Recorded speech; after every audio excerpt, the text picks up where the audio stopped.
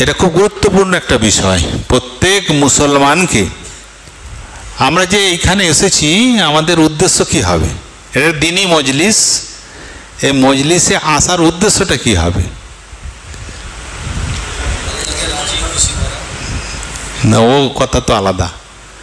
আমি যে অ্যাঙ্গেলে জানতে চাচ্ছি, ইয়েস, আমি দিন শিখতে এসছি। আমি দিন, এই দিন শিক্ষা করা কি আমার জন্য তো ফরজ।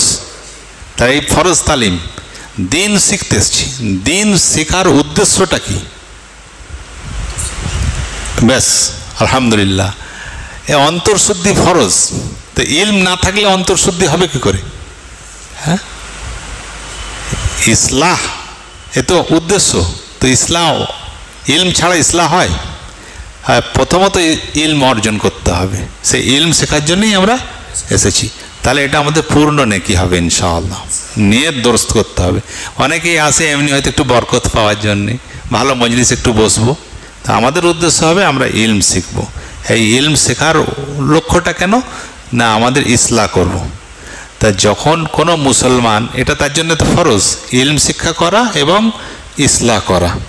তাহলে সেই ইসলাহ করার জন্য তাকে কী করতে হবে, এটার ব্যাপারে আমাদের গাফলত আছে। এখানে হযরতজি সেই পয়েন্টগুলো তুলে ধরেছেন যে যে মানুষ, যে মুসলমান, যে মুরিদ ইসলাহ করতে চায় তাকে এই সব ব্যাপারে সতর্ক থাকতে হবে। হয়েছে? 1 নম্বর, প্রয়োজন মতো দিনী ইলম হাসিল করা, কিতাব পড়েই হোক বা আলেমের জিজ্ঞাসা করেই হোক, শিখতেই হবে। 2, সকল গোনা থেকে দূরে থাকা। সকল গোনা থেকে দূরে থাকা, এটা একটা আমাদের জন্য খুব কঠিন বিষয়। কেন? আমি আগেও বলেছি ভাইদের যে আমাদের সব আমল হচ্ছে গোনাহ মিশ্রিত আমল, এর কোনো ওজন হবে না আসলে। হ্যাঁ, গোনাহ মিশ্রিত নেকি কি হবে? হযরতজি বারবার বলতেন যে গোনাহ বন্ধ করো, অর্থাৎ কলসিতে যদি ফুটো থাকে দরিয়া ভরে দিলেও সে খালি হয়ে যাবে। প্রথম কাজ, এই জন্য দেখো ইলম শেখার পর হযরত কিন্তু নেক কাজ করার কথা বলছেন না, আসলে এটা নেক কাজই। সকল গোনা থেকে বিরত থাকতে হবে, ফুটো বন্ধ করে দিতে হবে। এবার এক ফোঁটা পানি ফেললে ইনশাআল্লাহ পানি ভরে যাবে। তাই সকল গোনা থেকে দূরে থাকা। 3, যদি কোনো গোনা হয়ে যায় সঙ্গে সঙ্গে তওবা করা।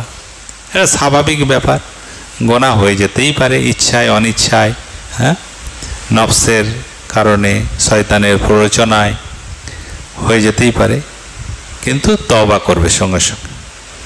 সকলের হক আদায় করতে থাকা, হাত কিংবা মুখের দ্বারা কাউকে কষ্ট না দেওয়া, কারোর নিন্দা না করা। কারোর নিন্দা না করা। আল্লাহ একটা আজীব জীব মানে অঙ্গ দিয়েছে, এটা হচ্ছে জিভ। হ্যাঁ, তোমাকে তো ছুরি মারলে রক্ত পড়বে, কেটে যাবে। আমি এমন একটা কথা বলবো তোমার দিল ভেঙে যাবে, দিল চূর্ণ বিচূর্ণ হয়ে যাবে। হয়েছে? খুব সাবধান। এই জন্যে এত কঠিন এই বিষয়টা, জীব সংযত রাখতে হবে। দেখতে পাবেন রক্ত পড়ছে কিনা, কিন্তু হৃদয় একবারে কি চূর্ণ বিচূর্ণ হয়ে যাবে, বাস তোমার সব আমল বরবাদ। তুমি খুব আমল গুজার বান্দা, ইবাদত গুজার বান্দা, আবেদ বান্দা, বাস তোমার একটা কথাতে সব বরবাদ হয়ে যাবে। তাই বলছে হাত কিংবা মুখের দ্বারা কাউকে কষ্ট না দেওয়া, কারোর নিন্দা না করা। 5, সুনাম ও অর্থের লোভ না রাখা। সুনাম ও অর্থের লোভ না রাখা। খুব ভালো খাবার ও ভালো পরবার খেয়ালে মেতে না থাকা। খুব ভালো খাবো, ভালো পরবো, এই এখান থেকে একটা রং আসবে। হ্যাঁ, আল্লাহ যেটা জোটাবে আলহামদুলিল্লাহ। ভালো খেতে বারণ করা হচ্ছে না কিন্তু এতে, কিন্তু ওতেই মত্ত হয়ে যাওয়াটা ভালো না। ঠিক আছে? যদি কেউ কোনো ভুল ত্রুটি ধরে দেয় সহজেই তা স্বীকার করে নেওয়া এবং তওবা করা, এটা খুব বড় একটা জিনিস। আমি বুঝতে পারছি আমার ভুল হয়েছে, তবু মানবেন, তবু মানবেন, কঠিন। আল্লাহ হেফাজত করুক। খুব প্রয়োজন না হলে সফর না করা। সফরে অনেক ক্ষতি হয়, নেক আমল কামাই হয়ে যায়, ওজিফার ক্ষতি হয়, সময় মতো সব কাজ হয় না। কথা বুঝলি? বেশি কথা না বলা এবং বেশি না হাসা। বেশি হাসলে কি হবে? দিল মোর্দা হয়ে যাবে। তা বেশি কথা বললে কি হবে? কম কথা বলার জন্যই তো চায়ের দোকানে লোকেরা যায়, যে কথা বলা যাবে না, এখানে চা খাবো, কথা বলবো না, তাই তো করে নাকি? যত গিবত, যত গালগপ্প সব চা দোকানে, বুঝছে? ওইখানেই শুরু হয়ে গেল, সে একবারে A to Z সবের সমালোচনা, আর সব বরবাদ করে দিয়ে চলে এলো। আসরের নামাজ পড়ে যাবে, মগরবের আগে ঢুকবে, যতক্ষণ ছিল একটা নেকির কথা হয়নি, শুধু সমালোচনা। দুনিয়াতে সবচেয়ে সহজ কাজ হচ্ছে অপরের সমালোচনা করা, আর সবচেয়ে কঠিন কাজ নিজের ইসলাহ করা। কেউ নিজের ইসলাহ করতে চায়নি, আর সমালোচনার ওপরে এক হাত আগে। কারোর সঙ্গে ঝগড়া, তর্ক বিতর্ক না করা, সর্বদা শরীয়তের খেয়াল রাখা, ইবাদতে আলস্য না করা। ইবাদতে আলস্য হলে তো সব শেষ হয়ে গেল। হ্যাঁ, সচেতন থাকতে হবে, সব সময় সচেতন থাকতে হবে খুব। অধিকাংশ সময় একাকী থাকা, অধিকাংশ সময় একাকী থাকা মুশকিল। বেশি লোক জুটলেই সব দিলের হালত বদলে যাবে। লোকের সঙ্গে মেলামেশার সময় সকলের চেয়ে নম্র হয়ে, তবে হীন না হওয়া, একদম নিজেকে একবারে হীন করে ফেলাটা ঠিক না। সকলের খেদমত করা, বাহাদুরি না দেখানো। ধনী লোকের সঙ্গে খুব কম মেলামেশা করা, তবে ধনী যদি আল্লাহওয়ালা হয় তাতে কোনো ক্ষতি নেই। সাধারণত ধনী মানুষরা অত আল্লাহওয়ালা হয়নি, আর দুনিয়াদার হয়ে থাকে, তাদের সঙ্গে বেশি মেলামেশা করাটা ঠিক না। যেসব লোকের আকীদা ও আমল খারাপ, তাদের সংসর্গে থেকে দূরে থাকা। আকীদা ভালো নয়, তাদের থেকে দূরে থাকতে হবে। অপরের দোষ অন্বেষণ না করা, কারোর সম্বন্ধে কুধারণা পোষণ না করা, নিজের দোষ দেখা এবং তার সংশোধন করা। নিজের দোষ নিজের দিকে দেখতে হবে, খালি ও খারাপ, সে খারাপ, অমুক খারাপ, তোমাকে আমি কি? আমি সবের চেয়ে খারাপ, সবের চেয়ে খারাপ। উত্তম সময়ে, অর্থাৎ মকরু সময়ে নয়, নিয়মিতভাবে আন্তরিকতা ও একাগ্রচিত্ততার সহিত নামাজ পড়তে থাকা। দিল অথবা জবানে সব সময় আল্লাহকে স্মরণ করা, কোনো সময়ে গাফেল না থাকা। যদি আল্লাহর নাম নিতে মজা পাওয়া যায় বা মন খুশি হয়, তাহলে আল্লাহর শুকরগুজারি করা। হয়তো সবসময় মজা পাওয়া যাবে না, ছেড়ে দিলে হবে না, তাই না? চালাতে হবে, মজা কিন্তু সবসময় হবে না, এটা একটা পরীক্ষা।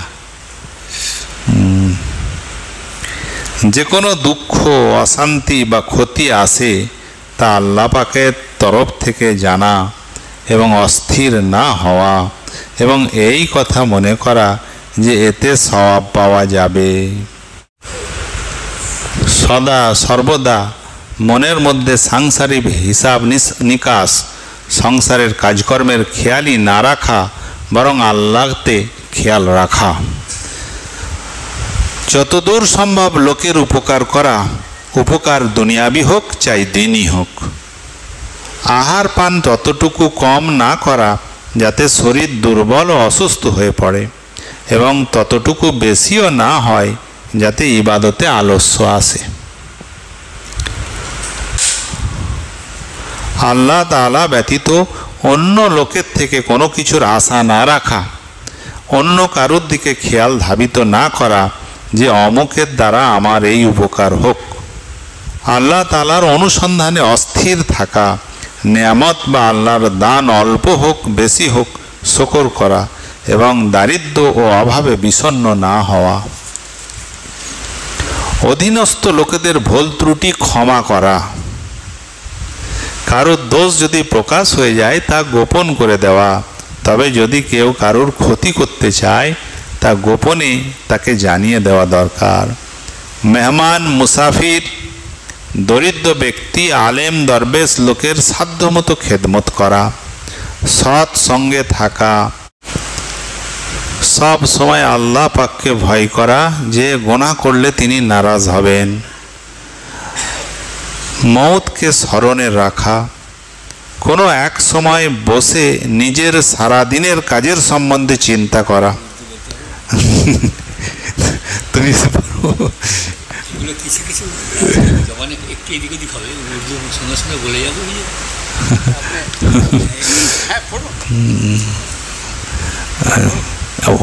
একটু সারাংশ বলে দেবেন উর্দুতে, উনি আশা করে বলছি সারাংশ একটু উর্দুতে মজুর করে দিলে হবে। কোনো এক সময় বসে নিজের সারা দিনের কাজের সম্বন্ধে চিন্তা করা, নেক কাজের জন্য শুকর করা, বদ কাজের জন্য তওবা করা, মিথ্যে কথা কখনো না বলা, শরীয়তের খেলাফ যে মাহফিল বা মজলিস হবে তাতে যোগদান না করা, লজ্জা ও সহিষ্ণুতার সহিত থাকা। 39 লজ্জা ও সহিষ্ণুতার সহিত থাকা। 39 নম্বর, এই সব সদ্গুণরাজি আমার মধ্যে রয়েছে এইরূপ ভেবে গর্বিত না হওয়া। 40 নম্বর, নেক পথে অটল অবিচল থাকার জন্য আল্লাহ তাআলার দরবারে দোয়া করা কর্তব্য। আল্লাহ আমাদের তৌফিক দান করুন।